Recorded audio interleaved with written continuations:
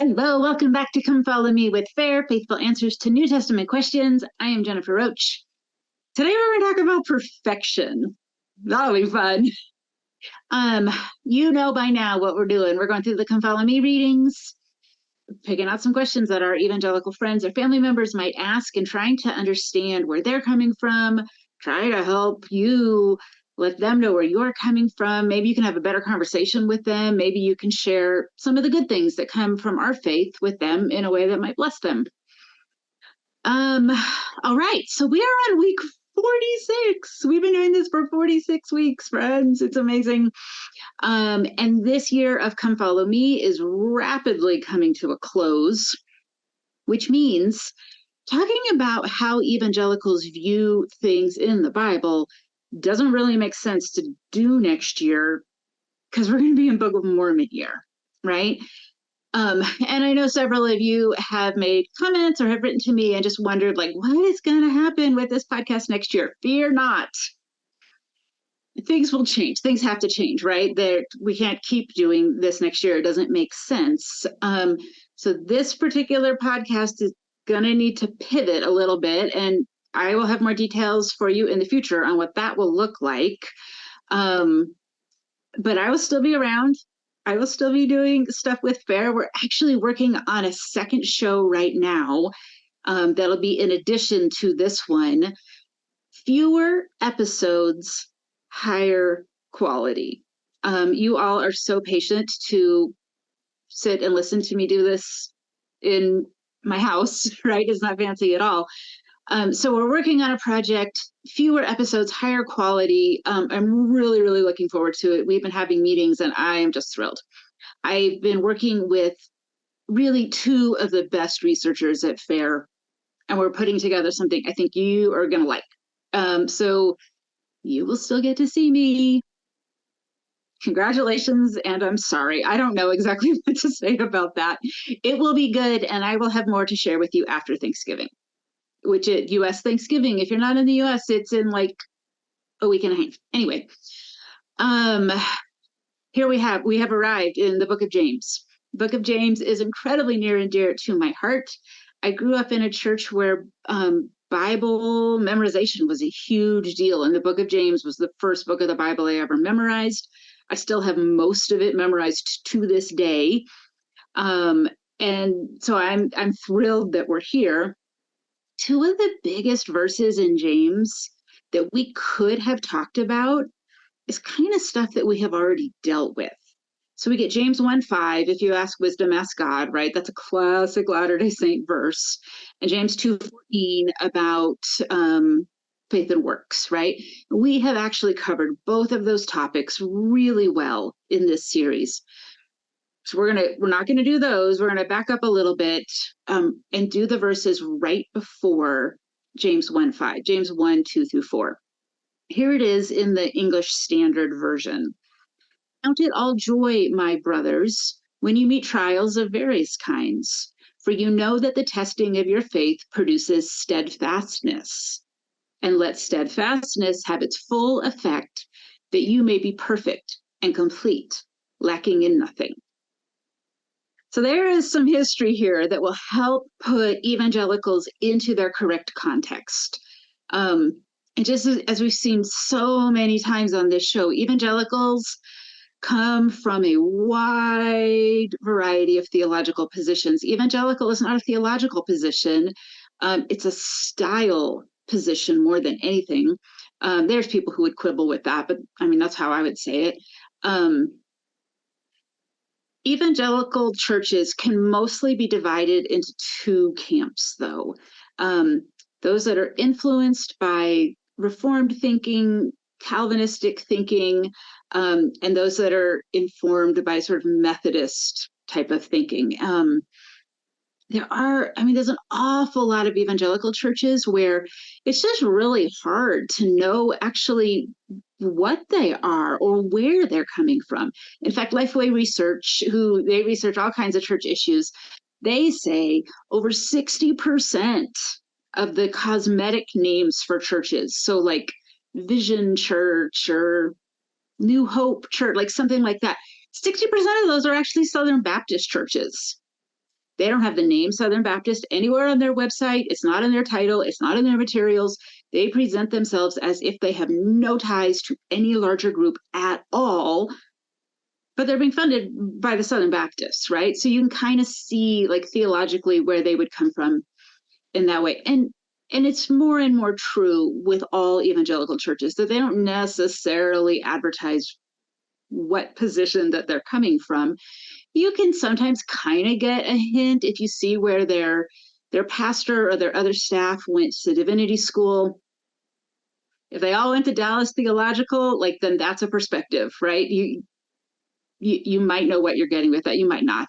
I mean, a lot of evangelicals sort of know how to root out that information, even when it isn't presented in an obvious way to them. But you, Latter-day Saint, if you're an outsider to that world, like, good luck figuring out who's backing them and what their theology is. That they just don't make it obvious. But I want to explain the two groups to you and how this idea of becoming perfect like God is perfect plays out in both of those groups. So the particular part of the evangelical world a church comes from really matters here. Churches that are informed by the Lutheran or Reformed or Calvinistic traditions, and that's roughly about 60% of evangelical churches, they are very, very unlikely to ever talk about the idea of becoming perfect as your Father in heaven is perfect. It is not a category for them, and their theology reveals why. Let me explain it to you. It actually makes some sense when you sort of can kind of see it from the inside.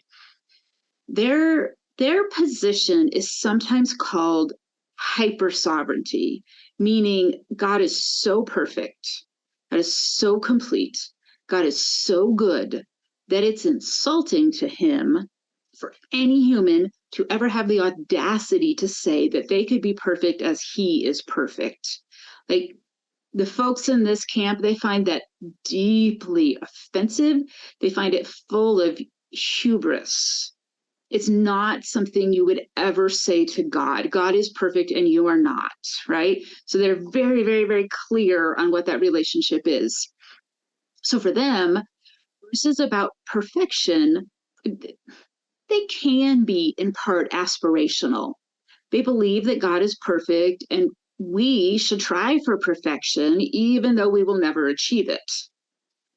But they're also part of a system that says all humans are depraved. Your original status in front of God is that you're hated. You are not his child. Only through the power of Jesus Christ and the resurrection can that rift between you and God be healed, and you can become his adopted child, and he'll stop hating you. So verses like this function as a sign to point out not only how good God is, but how bad we are. That's how they would read this. You know how the Apostle Paul sometimes says that the law exists to point out our sin. And these folks, the Reformed tradition, they would say that verses like this about perfection exist to point out how imperfect we actually are, and that's their intended function. It's hyperbole. It's not saying you are ever actually going to be perfect as your heavenly Father is perfect. It's a way to point out that you are not and never will be perfect. In their way of thinking, perfection is impossible. And even thinking that it could ever be achieved in a million years is just hubris to them. They do that because they want to hold this incredibly high view of God and his sovereignty. But that's the consequence for humans, is that we could never be like him. Their interpretation is that God is so good and so perfect, you will never obtain perfection. It sounds grim, right? It doesn't feel as grim in real time for them as it sounds to you. Like, it sounds awful. It sounds like terrible theology. Why would anyone believe that? Like, I get your gut reaction to this, but they think of it more like the stronger of a believer you are, the more willing you are to affirm God's goodness and in turn your own depravity. It's a way for them to say that they are so committed to God, they're willing to accept their own terribleness. It's almost a point of pride for them to be able to do this. It's like, I am strong enough to admit the real reality about who I am in the face and the light of how good God is. And you can see their good intentions behind this. They have an incredibly high level of respect here for God as they understand him to be, and they're trying to live that out. That's worthy of respect. All of this that I have just described is true for evangelical churches that are in kind of that Reformed theology camp. Roughly 60% of evangelicals. But there is another side, the other like 40-ish% of them. We have to go all the way back to the 1700s to kind of get the gist of what they're doing.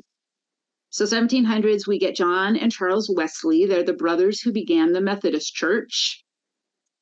Just for like timeline, John Wesley, he dies about 15 years before Joseph Smith is born. The Wesleys are part of the First Great Awakening, and Joseph Smith is part of the Second Great Awakening. It's kind of orient you into history there. And what the Wesley brothers do is they pull from a group in early Christianity known as the Church Fathers. The Church Fathers lived the first couple hundred years after Christ. We have a lot of their writings.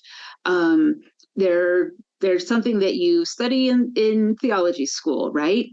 And so the Wesleys, John and Charles, had both studied them pretty extensively.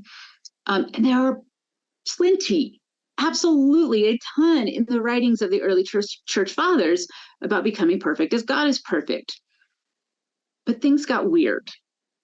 Around the 4th century, they start thinking about perfection in a way that makes them turn to this really strict asceticism and monasticism. So a cloistered life in a monastery, a life lived like in public society, not cloistered away, but in a very ascetic way, meaning they're committed to extreme poverty. Frankly, they're committed to near starvation, and many of them starve themselves to death. As they see that as part of their spiritual worship. That's a whole other topic for a different day. And to be fair, Christian history had to go that way. The fall of Rome was happening, right? The entire governmental structure that had been holding Europe together disappears. We get the Dark Ages, and by that time, the Christian monastic communities are already well established. The biggest payoff of that is they become the guardians of the scriptures. They usher the actual scrolls, the actual manuscripts through the Dark Ages when they otherwise probably would have been entirely lost to us. So that had to happen. But the Wesleys look at that and say, wait a minute, thinking about perfection should not have to lead to you living a cloistered life away from society or taking vows of extreme poverty.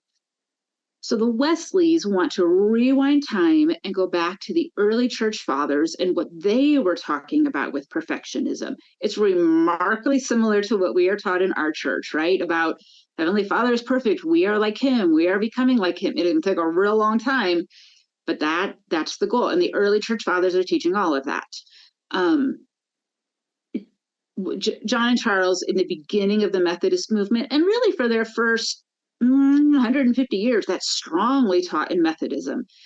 Things change. It's not quite that way for them anymore, at least in the largest group of Methodists. Along the way, they sort of slough off ideas about that. The same idea really gets picked up by a group called the Holiness Movement. These are your like Pentecostals, Church of the Nazarene, Salvation Army, their church, if you didn't know that. Some of the smaller like break-off Methodist groups would be in that.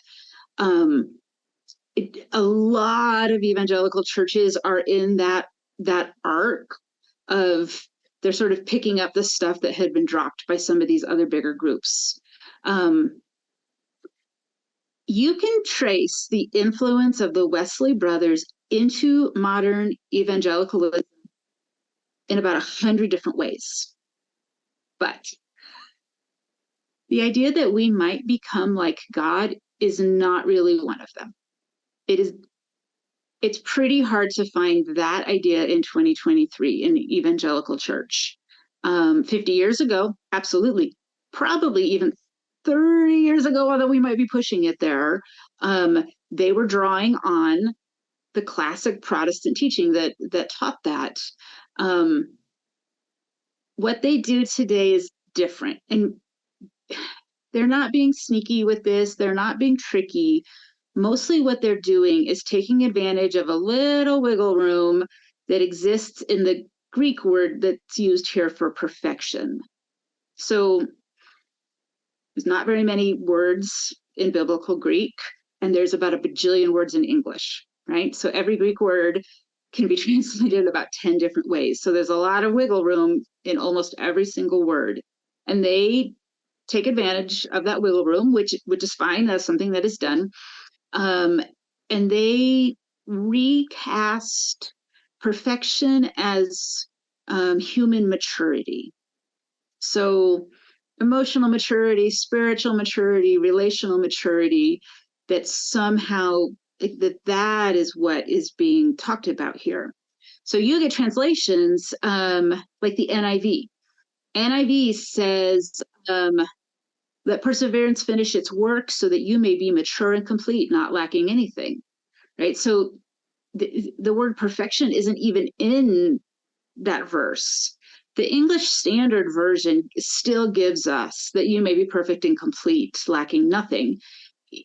English Standard Version is a little bit more scholarly than the NIV, but the NIV has been around for decades longer and has had more influence, especially on evangelicals. So when they read a verse like be mature, it doesn't really trigger the same response that be perfect does. So the reality is that they're not reading in multiple translations. Some of them don't even know that perfect is a legitimate translation here. So it's not something that's talked about a ton. However, because it's a doctrine in our church, that God is perfect, and a very, very, very long time from now, we are becoming like him, because there's so much stark contrast in there. I think if they know things about our theology, this is likely to be one of the things that I know.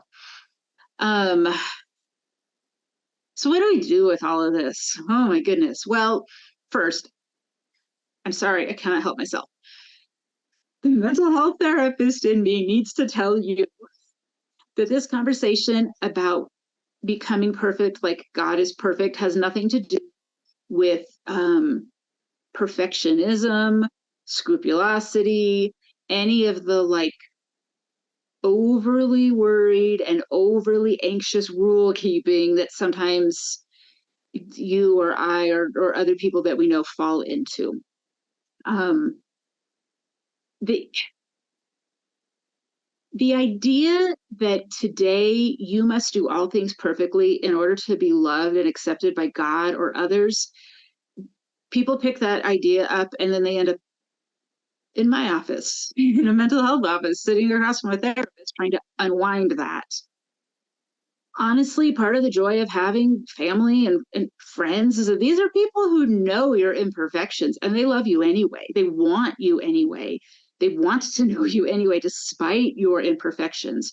So it's not like anyone in our church is saying, oh, you must be a perfect human being. But sometimes evangelicals think that's what we're saying. We'll get to that in a minute. To be fair, you do see a slightly lower incidence of perfectionism and scrupulosity in an evangelical population than you do a Latter-day Saint population.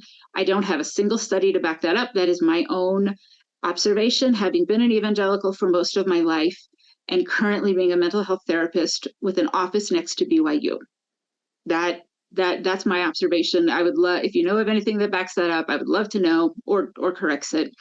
As far as how to talk to evangelicals about this, let me offer you my experience when I was an evangelical. I did not know a lot about the Church of Jesus Christ of Latter-day Saints. I had picked up some things along the way. Not any kind of serious study, just sort of part of being a religiously interested human being alive in the 20th century in America, right? You pick some things up. And I can say from that perspective that there is some real overlap for people outside of our church on the concept of perfection and of worthiness. I was aware Latter-day Saints care about this concept called worthiness. I was also aware that they had some kind of belief in someday you can become perfect as God is perfect. And I conflated the two of those. And I think a lot of evangelicals actually do. For the most part, they don't understand what we're talking about. It does take it takes kind of a little bit of a mind shift to understand. So I don't blame them at all.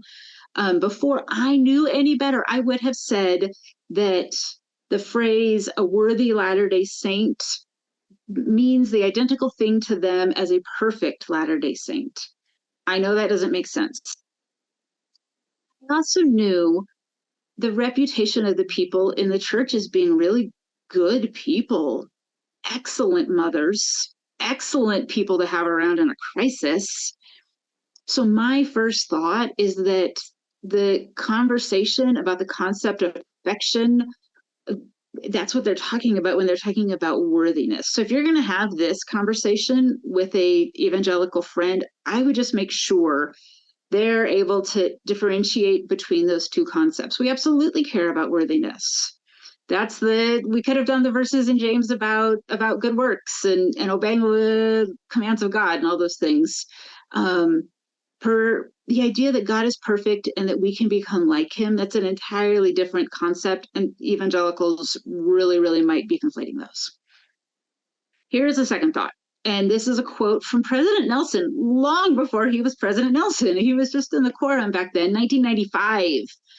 So like almost 30 years ago. He said, "We all need to remember men are that they might have joy, not trips."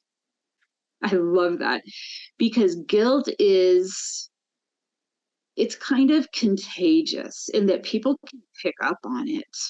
If you're talking about issues of becoming like God, and there's this undercurrent of guilt in it about how you haven't done enough and you haven't been perfect enough and you haven't been worthy enough, even if you're not explicitly saying those words, other human beings know how to feel that in you. The more intuitive that person is, the more they know how to feel that in you, right?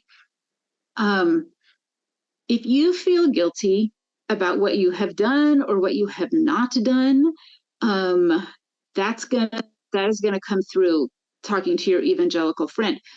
But it's so pointless.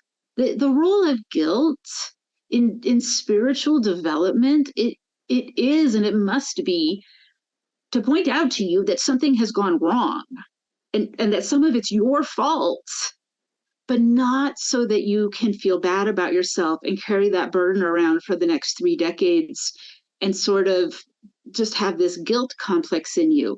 It's to point out what you did wrong so that you can make a change and address the issue.